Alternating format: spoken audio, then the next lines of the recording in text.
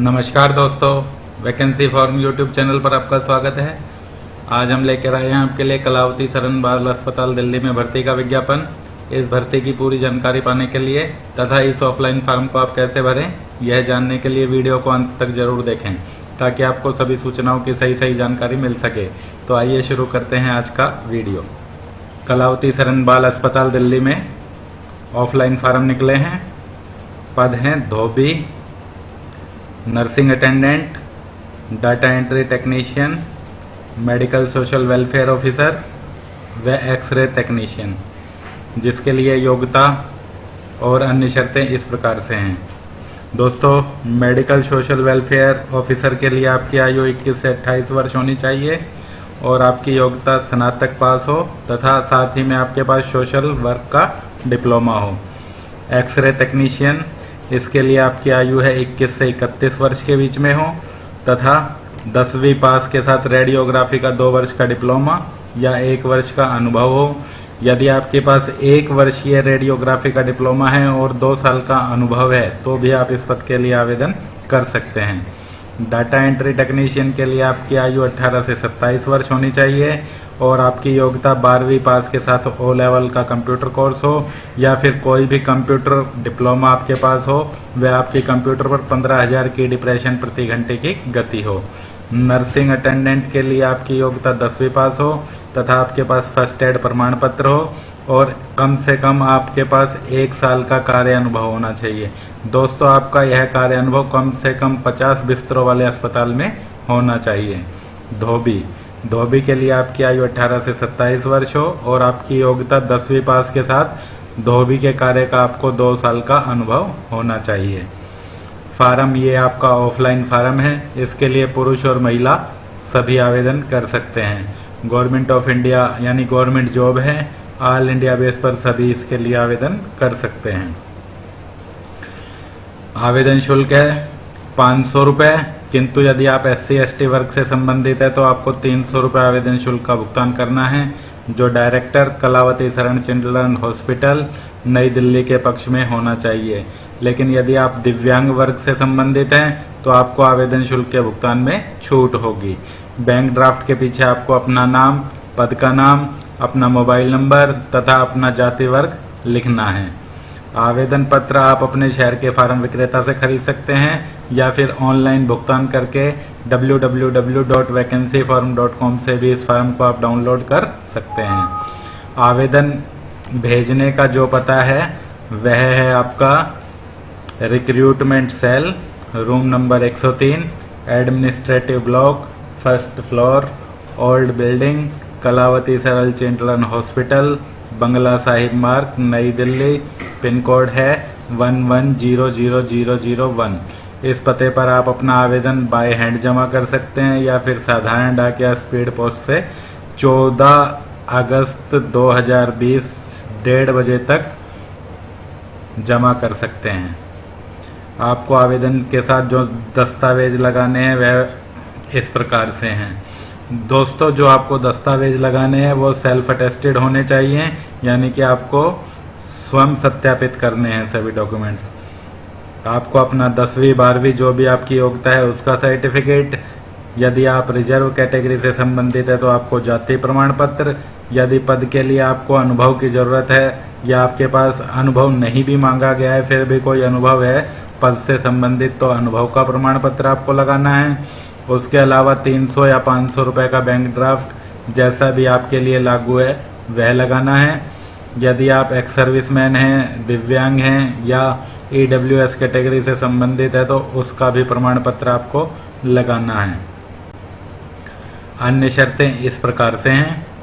आपको लिफाफे के ऊपर application for the post of, जिस भी पद के लिए आप आवेदन कर रहे हैं उसका नाम लिखना है। जैसे आप नर्सिंग अटेंडेंट के लिए आवेदन कर रहे हैं तो application for the post of nursing attendant, category आपकी जो भी है वह लिखनी है, UR, SC, ST, जर्नल, जो भी आप जिस कैटेगरी से संबंधित हैं। इसके अलावा आपको परीक्षा तिथि की जानकारी और आपका प्रवेश पत्र है ये वेबसाइट पर ही जारी किया जाएगा, डाक से नहीं भेजा जाएगा।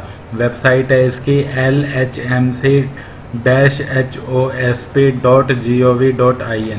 इस वेबसाइट पर आपका प्रवेश पत्र आएगा। इसके लिए आप वेबसाइट को समय समय पर देखते रहें। दोस्तों, इसके अलावा आपको अपने आवेदन पत्र और बैंक ड्राफ्ट की फोटोकॉपी भी कराकर अपने पास रख लेनी है, ताकि वह आपको भविष्य में काम आए। एक्सरे तकनीशियन के हेतु सामान्य वर्ग व ईडब्ल्यूएस वर्ग, नर्सिंग अटेंडेंट के लिए केवल ओबीसी, एसटी और ईडब्ल्यूएस, और शेष पदों के लिए जितने भी बाकी और पद हैं उनके लिए केवल सामान्य वर्ग में आवेदन कर सकते हैं। यदि आप रिजर्व जाति से संबंधित हैं तो भी आप सामान्य वर्ग में अपना आवेदन भेज सकते हैं, लेकिन यदि आप ऐसा करते हैं तो आपको फीस का भुगतान है वो सामान्य की तरह ही करना होगा और आपको आयु से संबंधित छूट भी यहाँ पर नहीं दी जाएगी। फार्म में क्या क्या आपको भरना है वह देख लीजिए। यहाँ पर आपको अपना रंगीन पासपोर्ट आकार का फोटो चिपकाना है। ब्लैक एंड व्हाइट फोटो का यूज नहीं करना है। पोस्ट अप्लाइड फॉर्म में आप जिस भी पद के लिए आवेदन कर रहे हैं उसका नाम लिखें। नेम इन फुल में आपको 10वीं के प्रमाण पत्र के अनुसार अपना नाम लिखना है। दोस्तों, आवेदन पत्र के सभी कॉलम आप अंग्रेजी के कैपिटल लेटर्स में ही भरें। किसी भी कॉलम में अंग्रेजी के छोटे अक्षरों का प्रयोग नहीं करें। फादर्स या हस्बैंड नेम में आप अपने पिता या पति का नाम लिख दें। डेट ऑफ बर्थ में आप अपनी जन्म तिथि, एज ऑन लास्ट डेट, अंतिम तिथि 14 अगस्त के अनुसार आपकी आयु कितने साल, कितने महीने और कितने दिन की हो जाएगी वह इस कॉलम में। 5वें कॉलम में मैरिटल स्टेटस, मैरिड हैं तो मैरिड, अनमैरिड हैं, अविवाहित हैं तो अनमैरिड इसमें लिख दें। 6 नंबर में जेंडर, पुरुष होने पर मेल, महिला होने पर फीमेल लिखें। 7 नंबर में नेशनैलिटी, इंडियन लिख दें इसमें। 8 नंबर में आप अपना टेलीफोन नंबर लिख दें। यदि घर पे आपके कोई लैंडलाइन नंबर है तो इस कॉलम में आप अपना मोबाइल नंबर लिख दें। इसके बाद है ईमेल आईडी। यदि आपके पास अपनी कोई ईमेल आईडी है तो वह इस कॉलम में लिख दें। नंबर 9 कॉलम में आपको पिन कोड सहित अपने घर का पता लिखना है। नंबर 10 में आपको फिर से अपना पता लिखना है।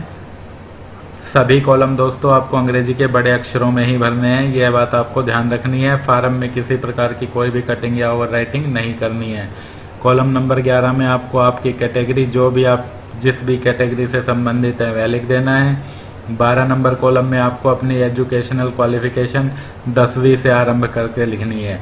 एग्जाम पासड में 10वीं, बोर्ड यूनिवर्सिटी में जिस भी बोर्ड या विश्वविद्यालय से आपने 10वीं की परीक्षा पास की है वह, ईयर में जिस सन में आपने 10वीं उत्तीर्ण की है उसका वर्ष, जितने प्रतिशत अंकों से आपने परीक्षा पास की है वह, ड्यूरेशन ऑफ कोर्स में 1 ईयर, डिवीज़न में जो भी आपका डिवीज़न रहा है फर्स्ट, सेकंड, थर्ड वह, रिमार्क का कॉलम आपको खाली छोड़ देना है।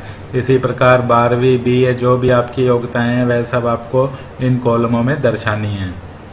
कॉलम नंबर 13 में आपको बैंक ड्राफ्ट का नंबर और उसकी डेट, जिस डेट को आपने बैंक ड्राफ्ट बनवाया है वह, बैंक का नाम, जिस बैंक से आपने बैंक ड्राफ्ट बनवाया है वह, और अमाउंट 300 या 500 रुपये, जितने का भी आपने बैंक ड्राफ्ट बनवाया है वह भरना है।